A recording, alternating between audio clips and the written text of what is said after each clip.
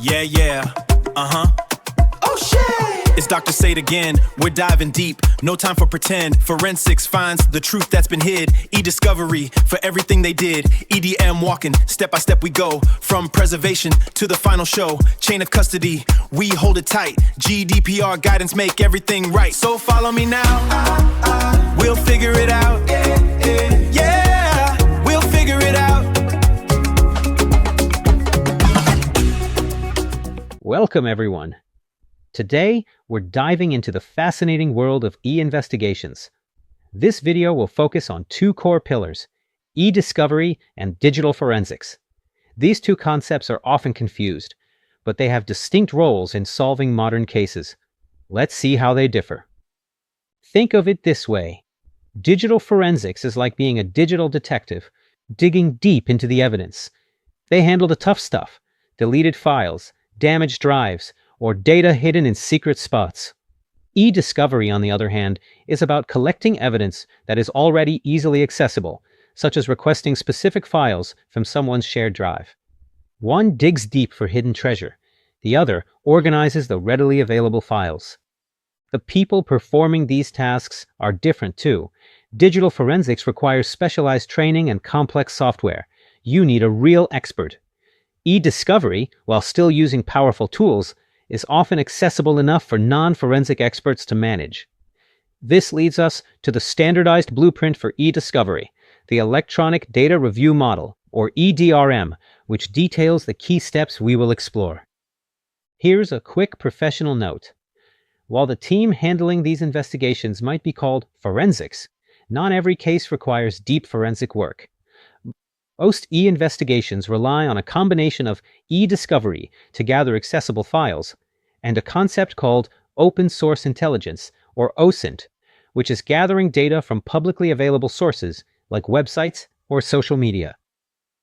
Let's nail down the definition of eDiscovery. At its heart, it is the formal process of identifying, collecting, and preparing electronically stored information, or ESI, for use in legal cases. Why is this critical?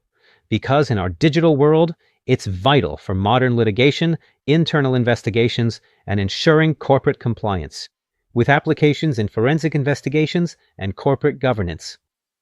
eDiscovery isn't without its hurdles.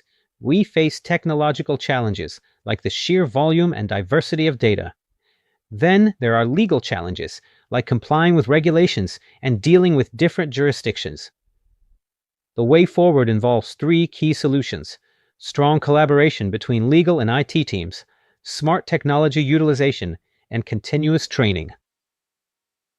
We're about to dive into the detailed stages, starting with the big picture before zooming into each step.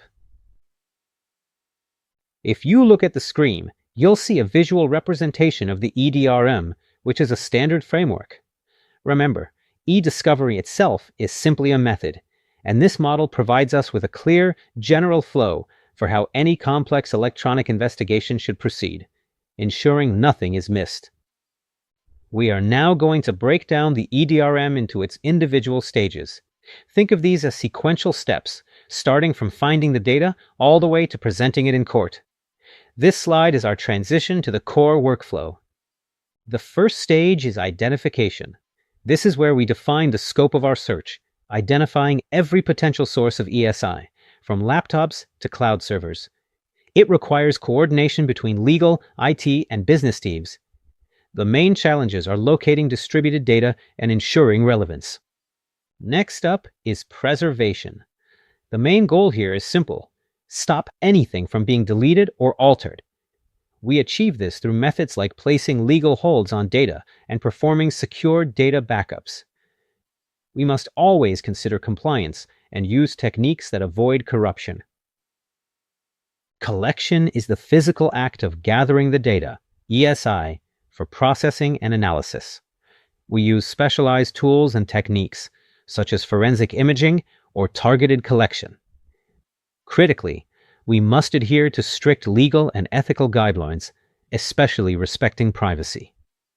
Once collected, the data goes into processing. This is where we prepare the ESI and convert it into usable formats. Key tasks include indexing, filtering, and most importantly, deduplication, eliminating those duplicate copies to make the data manageable for review. The review stage is often the most time-consuming. Here, teams evaluate ESI for relevance and privilege. Review methods range from manual checks to using advanced tools like technology-assisted review, TAR. It's challenging because it requires immense focus and expertise. The final stages are analysis and production. In-depth analysis means truly understanding the content, context, and connections. Then comes production, where we deliver the relevant ESI in agreed-upon formats. The closing phase ensures proper documentation and closing legal holds. Where exactly do we find this digital evidence? It's everywhere. It can be found locally on your device, on remote public resources like social media, on remote private resources like ISP logs, or even in transit, like an email being sent. The listed items show which method, eDiscovery or digital forensics, is typically used to retrieve data from these various locations. We're transitioning now from the eDiscovery process to a key skill in investigations: inference. Simply put, inference is how we take the facts and evidence we've collected and figure out what actually happened. Let's explore the methods investigators use to draw logical conclusions. Inference is formally defined as drawing logical conclusions based on evidence. Why is this so crucial in investigations? It is essential for hypothesis testing, pattern recognition, and decision-making. It allows us to infer user actions, intent, and timelines. There are three main types of logical inference we use in digital investigation: abductive, inductive, and deductive. While the names sound complex, they represent three different ways of connecting the evidence dots, which we will examine individually now. First, abductive inference. This is all about generating the best possible hypothesis to explain observations.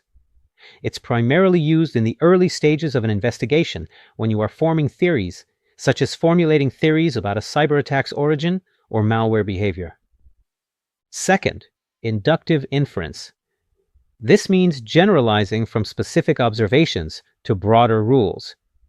If you see specific patterns repeating, you use induction to identify trends and predict future behavior, for example, by analyzing network traffic. Finally, deductive inference. This is the opposite of induction. You start with a general principle and derive specific conclusions.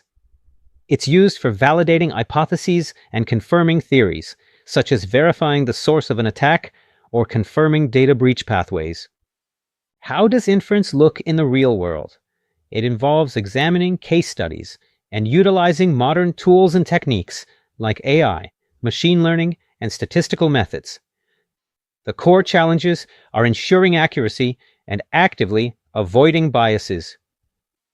This slide marks the beginning of our deep dive into evidence handling. Once you have identified, preserved, and collected evidence, handling it correctly is paramount. Any mistakes here can invalidate an entire case. We'll look at the importance, collection, preservation, and storage protocols. Why is correct evidence handling so important? It's the foundation for gathering and preserving evidence for legal proceedings. This means investigators must strictly adhere to all relevant laws, standards, and guidelines to maintain the integrity of the evidence. In the context of physical evidence handling, collection methods include techniques like forensic imaging and live data collection. The best practice you must follow is establishing a rigorous chain of custody and thorough documentation. Evidence preservation is about making sure the evidence remains exactly as it was when it was collected to maintain integrity and authenticity. We rely on techniques like secure storage and checksums, unique digital fingerprints, to confirm the data's integrity. If evidence needs to move, we follow strict protocols for secure transport of both physical and digital evidence. Security measures include encryption, secure containers, and tracking. We must mitigate the risks of damage, loss, or unauthorized access. When evidence is stationary, we need specialized storage solutions with environmental controls and access restrictions. Once stored, we proceed to analysis approaches, which might involve a deep forensic examination or detailed malware analysis. Evidence handling poses key challenges. First, we must constantly ensure the integrity and authenticity of the evidence. Secondly, ethical considerations are vital, respecting privacy, ensuring informed consent, and always maintaining strict legal compliance. Shifting gears now to governance, specifically focusing on data retention.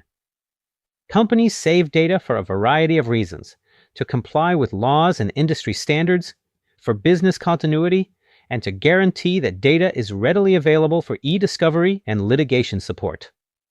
In the US, several major acts mandate data retention.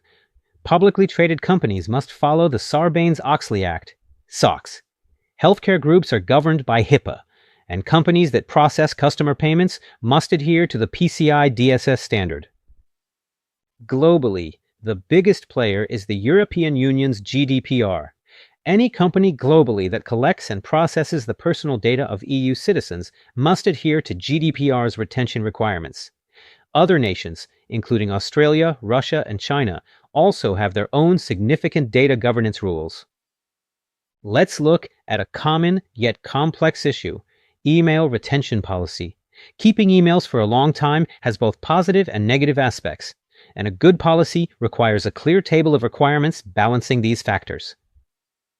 This slide on EInvestigations provides excellent resources for further reading. It also mentions a famous case study, the M57 Gene USB, which involves a realistic, complex scenario often used in digital forensics training. The definition involves systematically identifying, extracting, preserving, documenting, and interpreting digital data to prove a case or find a root cause. The core methodology relies on three non-negotiable principles: acquire the evidence without altering the original, authenticate that the recovered evidence matches the original, and analyze the data without modifying it. Computer forensics uses multiple methods to solve complex problems, such as discovering data, recovering deleted or damaged files, and detecting corporate policy violations. Remember this key rule: digital evidence is only valuable if it can be in a human-readable format or reliably interpreted by an expert. When performing a computer forensic investigation, the consensus points to at least three distinct types of analysis: media analysis, examining physical media; network analysis, scrutinizing traffic and logs; and malware analysis, reviewing software for malicious signatures. This slide provides useful examples and case studies for each of the three types of analysis we just discussed: media analysis, network forensics, and malware forensics. These links give you real-world context for how these investigations play out. Let's focus on the hands-on steps of discovery and extraction. It's crucial to use right protection hardware or software to preserve the original evidence. Critically, we create a known value for the evidence, like an MD5 hash or cyclic redundancy check, CRC, which acts as the evidence's digital fingerprint to prove its integrity later. One specific step in processing digital evidence is called denisting. This is the standard practice of removing all those non-user-generated system files from the evidence set. We do this by cross-referencing files against the National Software Reference Library, maintained by the National Institute of Standards and Technology, saving investigators a massive amount of time. And that brings us to the end of our deep dive into eInvestigations. We started by clearly separating eDiscovery, the organized search for easily accessible data, from digital forensics, the highly technical hunt for hidden or deleted evidence. We walked through the complete EDRM process, from identification all the way to production, and learned how critical proper evidence handling and governance are to maintaining the integrity of any case. Remember, the principles we discussed, maintaining the chain of custody, using checksums for integrity, and the three types of inference, are not just theoretical concepts. They are the bedrock of modern digital investigation. I encourage you to explore the resources listed on this final slide, and to consider the M57 Gene USB case study to see how these principles are applied in a realistic scenario. Thank you for your attention and participation today. It's a complex but incredibly rewarding field, and I look forward to continuing this journey with you next time. Goodbye for now, and see you soon.